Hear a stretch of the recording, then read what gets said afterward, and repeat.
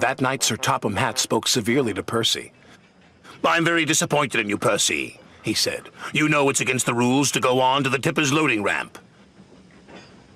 "Sorry, sir," Percy said sadly, "but it wasn't my fault. It's because those diesels made me a middle engine." "Nevertheless, you will shunt freight cars in the yards until I can get to the bottom of this." "Ha!" said James, thinking no one could hear. "I could handle those diesels with bent buffers and a busted boiler." "Then you will do Percy's run to the smelter," said Sir Topham Hatt. "Yes, sir," said James. The next day, James arrived at the smelter. He was determined not to be tricked by Harry and Bert. "Hello, James," oozed Harry. "Come to learn a thing or two from those who know?" "Just get my freight cars ready and stay out of my way," huffed James importantly. "Yes, sir," Bert chimed greasily. James cheerfully backed up to his freight cars. He was certain he had fooled Harry and Bert, but he was wrong.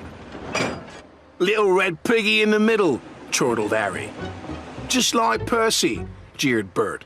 "I am not like Percy," huffed James. "I'm not a middle engine, and I'm not moving." And he didn't.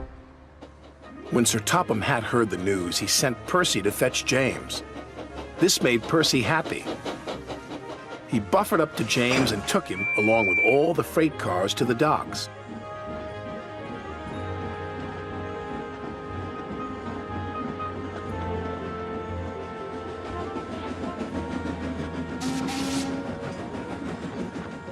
"Right on time," said the manager. "But what is that big red engine doing in the middle?" "Learning," Percy replied. "Learning what?" "Learning to be a middle engine," Percy laughed.